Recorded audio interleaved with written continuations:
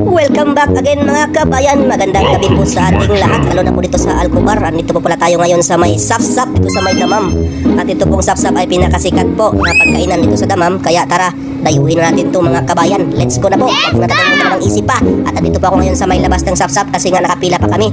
Hindi pa naka-open yung pintuan dahil sala pa ngayon. At ngayon ay hinintay pa namin mag-open to dito mga kabayan. Kaya wait po at mamaya ay papasok na rin. Let's go! A few moments later. Here we go na mga kabayan at nakapila na po ang inyong lingkod.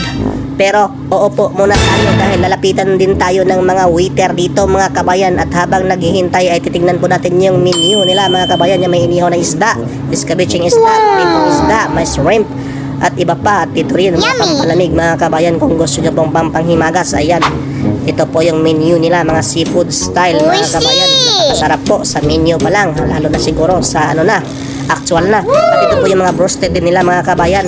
May mga sabji o gulay-gulay. Ayan, mga salad na gulay-gulayan mga kabayan. At nakapila po yung mga insa nating mekos-mekos. At magbabayad na rin tayo sa unahan. At ito po yung mga pampalamig nila mga kabayan. A little longer than a few minutes later. At nang naisarap na po yung pagkain, ito na po yung itsura ng in-order namin mga kabayan. Ayan po. Ano to, inihaw na manok po mga kabayan.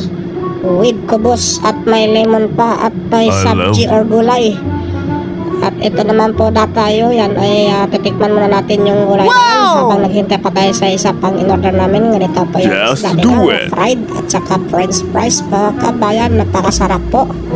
Ayan, may salad pa yan. Napaka-wow. Napakasarap. At sarap. Now here we go. Ayan, may natikman ko na po ito yung lasa ng isda nila. Sulit yung pagka-fried po ng isda nila mga kabayan. Napaka-delicious po, napaka-yummy. Lahat na lang napaka-gutom na rin po at makakain na rin po ako mga kabayan.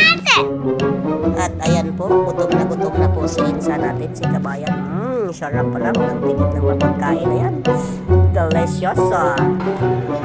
Ayun na mga kabayan, sa unang subo pa lang ay mapapawaw talaga po kayong mga kabayan. Ayan po yung buntot.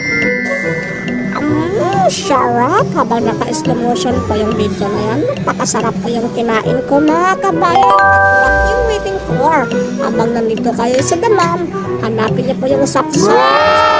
Tingnan niyo po ang sarap ng isdang prito dito mga kabayan. Yamit tayo.